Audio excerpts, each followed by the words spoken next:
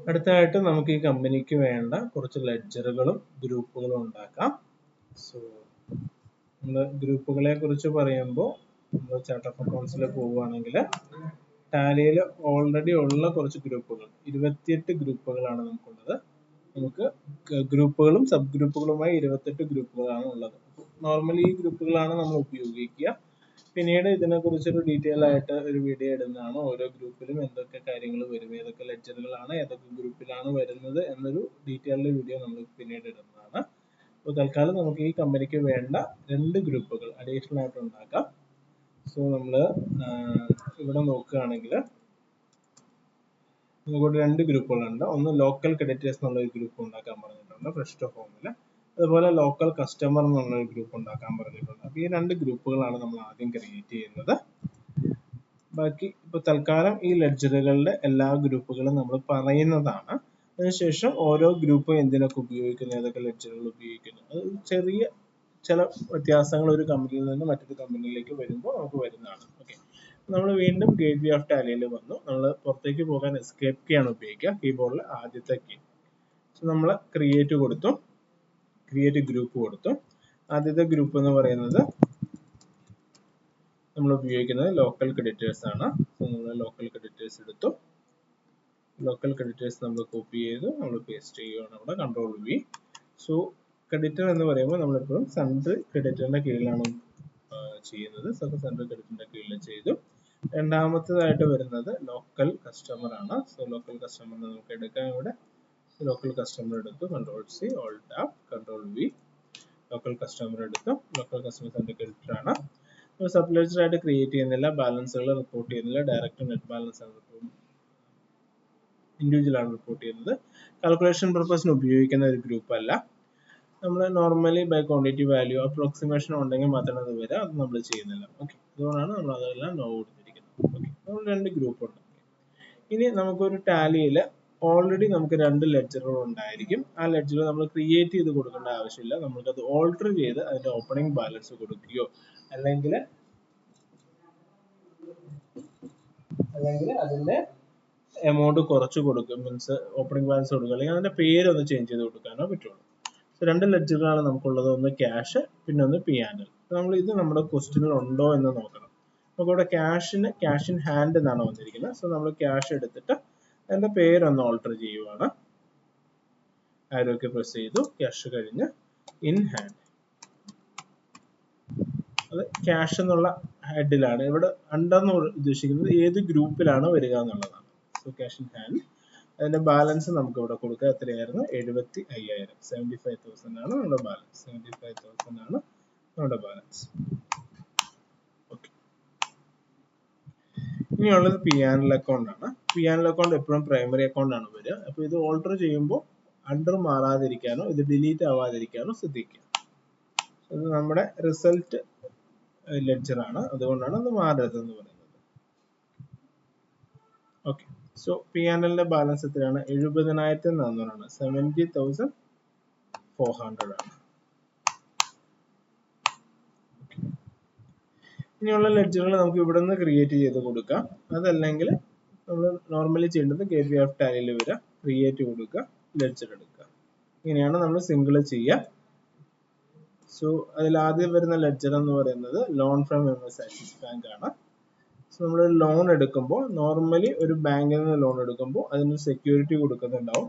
അതുകൊണ്ട് നമുക്ക് ഒന്നെങ്കിൽ ഇത് സെക്യൂർഡ് ലോണിൽ കൊടുക്കാം. നോർമലി അങ്ങനെയാണ്. ഇനിയിപ്പോൾ നമുക്ക് സെക്യൂരിറ്റി കൊടുത്തോ ഇല്ലയോ എന്ന് അറിയില്ലെങ്കിൽ ജനറൽ ലീൻ ഉണ്ട് എന്നതൊരു കൺസിഡറേഷൻ തന്നെയാണ് സെക്യൂർഡ് ലോൺ എടുക്കാൻ. അതല്ലെങ്കിൽ നിങ്ങൾക്ക് എന്ത് ചെയ്യാം? ലോൺ ആസ് ലയബിലിറ്റിയിൽ കൊടുക്കാം. ലോൺ ആസ് ലയബിലിറ്റിയിൽ കൊടുക്കാം. ഓക്കെ, ഇത് അതിന്റെ പേരന്റ് ഗ്രൂപ്പ് ആണ്. സെക്യൂർഡ് ലോൺ ഇതിന്റെ ചൈൽഡ് ഗ്രൂപ്പ് ആണ്, അല്ലെങ്കിൽ സബ് ഗ്രൂപ്പ് ആണ്. നമുക്ക് ബാങ്കിന്റെ അഡ്രസ്സും കാര്യങ്ങളും ഇവിടെ കൊടുക്കാവുന്നതാണ്. മിനിമം നമ്മൾ അത് എന്ത് ചെയ്യണം? അതിന്റെ ബാലൻസ് കൊടുക്കണം. എത്രയായിരുന്നു ബാലൻസ്? 60,000, 60,000. ഓക്കെ, സോ അടുത്തത് HDFC ബാങ്ക് ആണ്. സോ HDFC ബാങ്കിന്റെ കുറച്ച് ഡീറ്റെയിൽസ് നമ്മൾ ഇവിടെ കൊടുത്തിട്ടുണ്ട്. HDFC ബാങ്കിന്റെ ഡീറ്റെയിൽസ് കാര്യങ്ങൾ കൊടുത്തിട്ടുണ്ട്. സോ നമുക്ക് HDFC ബാങ്ക് അങ്ങനെ തന്നെ കൊടുക്കാം. HDFC ബാങ്ക് ജിഗിനി ബ്രാഞ്ച് ആണ് യൂസ് ചെയ്യുന്നത്. HDFC ബാങ്ക് വരുന്നത് ബാങ്ക് അക്കൗണ്ടിലാണ്. ബാങ്ക് ഓവർ ഡ്രാഫ്റ്റ് ആണ് OD യിൽ വരിക. OCC ഓൺ ക്യാഷ് ഡിമാൻഡ് ആണ്. ബാങ്ക് അക്കൗണ്ട് നോർമൽ ബാങ്ക് അക്കൗണ്ടിലാണ് വരിക. അതിന്റെ അക്കൗണ്ട് നമ്പർ നമ്മൾ കൊടുക്കുന്നത് ഒരു നോർമൽ നമ്പർ കൊടുത്തിരിക്കുന്നുള്ളൂ. ഇത് 023456 78102367. IFSC കോഡ് ഞാൻ ഒറിജിനൽ IFSC കോഡ് തന്നെയാണ് കൊടുത്തിരിക്കുന്നത്. അത് HDFC 0004198 ആണ്. 0004198 ആണ്. ഇത് HDFC ബാങ്ക് ജിഗ്നി ബ്രാഞ്ചിന്റെ ഒറിജിനൽ IFSC കോഡാണ്. സ്വിഫ്റ്റ് കോഡ് ഒറിജിനൽ ആണ്. HDFC INBB. HDFC INBB. ഇത് സ്വിഫ്റ്റ് കോഡ് ഒറിജിനൽ സ്വിഫ്റ്റ് കോഡാണ്. ബാങ്ക് നെയിം ബ്രാഞ്ച് നെയിം നമുക്ക് കൊടുക്കാവുന്നതാണ്. അഡ്രസ്സ് കാര്യങ്ങൾ നമുക്ക് കൊടുക്കാവുന്നതാണ്. സോ നമുക്ക് അതിന്റെ ഓപ്പണിംഗ് ബാലൻസ് കൊടുക്കാം. എത്രയായിരുന്നു ഓപ്പണിംഗ് ബാലൻസ്? 5,90,000 മതി. 5,90,000. ഓക്കെ. സോ അടുത്ത ഹെഡ് വരുന്ന മിഷനറി ആണ്. So machinery will comes under fixed asset ആണ്. Control C, Alt Tab, Control V. അത് ഫിക്സ്ഡ് അസറ്റിന്റെ അണ്ടറിലാണ് വരിക. ഓക്കെ, നമ്മൾ അതിന്റെ ബാലൻസ് കൊടുക്കുന്നു 60,000.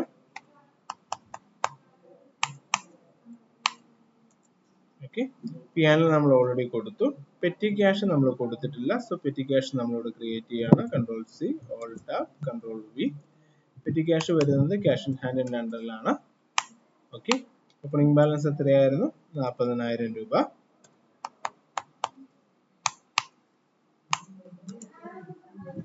അടുത്ത ഔട്ട്സ്റ്റാൻഡിംഗ് ടെലിഫോൺ ബില്ലാണ്. Outstanding telephone bill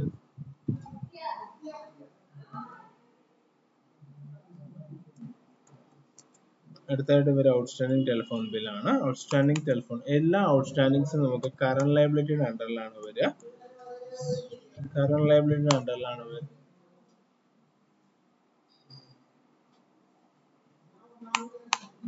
outstanding bill current liability അണ്ടറിലാണ് വരിക.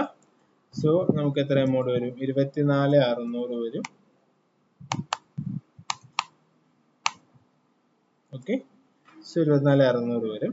ഇത് നമ്മൾ ഫ്രഷ് ടു ഹോം ആണ് ക്രിയേറ്റ് ചെയ്യുന്നത്. സോ നമ്മൾ ഫ്രഷ് ടു ഹോം ക്രിയേറ്റ് ചെയ്തു. ഫ്രഷ് ടു ഹോം കൺട്രോൾ ചെയ്ത് നമ്മൾ ലോക്കൽ ക്രെഡിറ്റർ ആണ്. നമ്മൾ സാധനങ്ങളെല്ലാം മേടിക്കുന്നതാണ്, ലോക്കൽ ക്രെഡിറ്റർ ആണ്. അതുകൊണ്ട് ലോക്കൽ ക്രെഡിറ്റേഴ്സ്. ഇതിനു വേണ്ടിയിട്ടാണ് നമ്മൾ ഒരു ഗ്രൂപ്പ് ഉണ്ടാക്കി കൊടുക്കുന്നത്. നമുക്കിപ്പോൾ ഒത്തിരി ക്രെഡിറ്റേഴ്സ് ഉണ്ടാവുമായിരിക്കും ഭാവിയിൽ, അല്ലെ? അപ്പോൾ ലോക്കൽ മാർക്കറ്റിലുള്ള ഒരാളാണെന്ന് അറിയാൻ വേണ്ടിയിട്ടാണ് നമ്മൾ ലോക്കൽ ക്രെഡിറ്റർ എന്നുള്ള സബ് ഗ്രൂപ്പ് ഉണ്ടാക്കിയിരിക്കുന്നത്. ഒക്കെ അതുപോലെ ഒന്നിലധികം ആളുകൾ ഉണ്ടാവാലോ, അതുപോലെ കേട്ടോ. അടുത്ത് നമുക്ക് നേച്ചർ ഫ്രഷ് ആണ്. നേച്ചർ ഫ്രഷ് നമ്മുടെ ലോക്കൽ കസ്റ്റമർ ആണ്. അത് നമുക്ക് ഇതുപോലെ ഔട്ട്സൈഡ് സ്റ്റേറ്റ് ഒക്കെ കസ്റ്റമേഴ്സ് ഉണ്ടാവാം. അതുകൊണ്ടാണ് നമ്മൾ ലോക്കൽ കസ്റ്റമർ അല്ലാത്ത കസ്റ്റമർ എന്ന് പറഞ്ഞ് ഇടുന്നത് കേട്ടോ. ലോക്കൽ കസ്റ്റമർ ആണ്. ആളുടെ ബാലൻസ് എത്രയാണ്? അതിൽ ഓർക്കുന്നുണ്ടോ? 1,30,000 രൂപയാണ്. ഒരു അക്കൗണ്ടിന് എപ്പോഴും വേണ്ട ഒരു സ്കില്ലാണ് ന്യൂമറിക്കൽ എന്ന് പറയുന്നത്. 1,30,000 രൂപയാണ്. ഇത് നമ്മളിവിടെ കണ്ടു ക്യാപിറ്റൽ എന്ന് പറയുന്നത് റിമൈനിങ് എമൗണ്ട് ആണ്. ഓക്കെ, സോ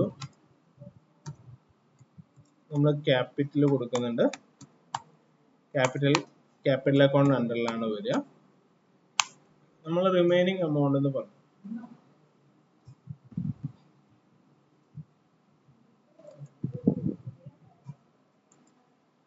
തൽക്കാലം ഇതൊന്ന് സേവ് ചെയ്യാം. നമ്മൾ കൊടുത്തതിൽ എവിടെയോ ഒരു ചെറിയ വ്യത്യാസം വന്നിട്ടുണ്ട്. കാരണം ഇവിടെ 3,80,000 ആണ് വന്നിരിക്കുന്നത്. സോ നമ്മളതൊന്ന് ചെക്ക് ചെയ്ത് നോക്കുകയാണ്. ചെക്ക് ചെയ്ത് നോക്കാൻ എളുപ്പത്തിന് ചാർട്ട് ഓഫ് അക്കൗണ്ട്സ് എടുക്കുക. Ledger Alt H multiple Alt all items. Okay, cash in hand നമുക്ക് 75,000 ആണ് വന്നിരിക്കുന്നത്. കറക്റ്റ് ആണ്. ഫ്രഷ് ടു ഹോം നമുക്ക് 1 lakh ആണ് വന്നിരിക്കുന്നത്. ഇങ്ങനെ തിരിച്ചു നോക്കാം. നമുക്ക് loan from MS Axis bank. ആദ്യത്തത് ക്യാഷ് ഇൻ ഹാൻഡ് ആണ്, 75,000 കറക്റ്റ് ആണ്. അടുത്തത് loan from MS Axis bank ആണ്. Loan from MS Axis bank loan as liability 60,000 ആണ് വന്നിരിക്കുന്നത്. കറക്റ്റ് ആണ്. HDFC ബാങ്ക് 5,90,000 രൂപയാണ് വന്നിരിക്കുന്നത്. ഡെബിറ്റ് ആണ്, കറക്റ്റ് ആണ്. അടുത്ത മിഷനറി 60,000 രൂപയാണ് വന്നിരിക്കുന്നത്. ഫിക്സഡ് അസറ്റ് ഡെബിറ്റ് കറക്റ്റ് ആണ്. അടുത്ത പി ആൻഡിൽ 70,400 ആണ് വന്നിരിക്കുന്നത്. ക്രെഡിറ്റ് കറക്റ്റ് ആണ്. അത് കഴിഞ്ഞ് പെറ്റി ക്യാഷ് 40,000 ആണ് വന്നിരിക്കുന്നത്. പെറ്റി ക്യാഷ് 40,000 ആണ് കറക്റ്റ് ആണ്. അത് കഴിഞ്ഞ് ഔട്ട്സ്റ്റാൻഡിംഗ് ടെലിഫോൺ ബിൽ 24,600 ആണ് വന്നിരിക്കുന്നത്. ക്രെഡിറ്റ് കറക്റ്റ് ആണ്. അത് കഴിഞ്ഞ് fresh to home fresh to home വന്നിരിക്കുന്നത് ലോക്കൽ ക്രെഡിറ്റേഴ്സ് ആണ്. ക്രെഡിറ്റ് ബാലൻസ് ആണ് വന്നിരിക്കുന്നത് 1,00,000 രൂപ. അത് കറക്റ്റ് ആണ്. നേച്ചർ ഫ്രഷ് ലോക്കൽ കസ്റ്റമർ ആണ് വന്നിരിക്കുന്നത്. ഓക്കെ, ഇത് ക്രെഡിറ്റ് വന്നിരിക്കുന്നു. അത് അവിടെ നമുക്ക് ഒരു തെറ്റ് പറ്റിയിട്ടുണ്ട്. സോ ലോക്കൽ കസ്റ്റമർ നമ്മളൊന്ന് ഓൾട്ടർ ചെയ്യുവാണ്. കൺട്രോൾ ആൻഡ് സോ ഇവിടെ സൺഡേ ഡെപ്റ്റർ ആണ് നമ്മൾ കൊടുത്തത്, പക്ഷെ സൺഡേ ക്രെഡിറ്റർ ആണ് വന്നിരിക്കുന്നത്. സോ നമ്മൾ അത് മാറ്റി സൺഡേ ഡെപ്റ്റർ ആക്കി കൊടുക്കുന്നു. Control A. ഓക്കെ, ഇതിന്റെ ബാലൻസ് ഡെബിറ്റ് ബാലൻസ് ആണ്, ഡി ആണ്. നമുക്കൊരു ചെറിയ മിസ്റ്റേക്ക് പറ്റിയിട്ടുണ്ട്. അത് നമ്മൾ സേവ് ചെയ്ത സമയത്ത് ശ്രദ്ധിക്കാതെ പോയതാണ്. പക്ഷെ അതുകൊണ്ട് ഒരു പുതിയ കാര്യം കൂടി നമ്മൾ പഠിച്ചില്ലേ? ഓക്കെ അല്ലേ? ഓക്കെ. സോ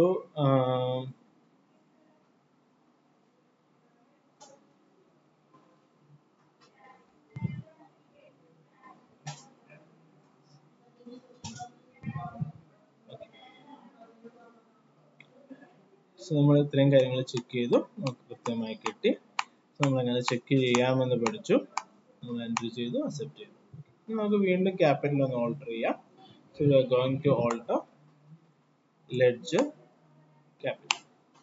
സോ നമുക്കിവിടെ ബാലൻസ് കാണുന്ന 6,40,000 രൂപയാണ്, ഡെബിറ്റ് ആണ്. സോ ഇത് എമൗണ്ട് കറക്റ്റ് ആണ്.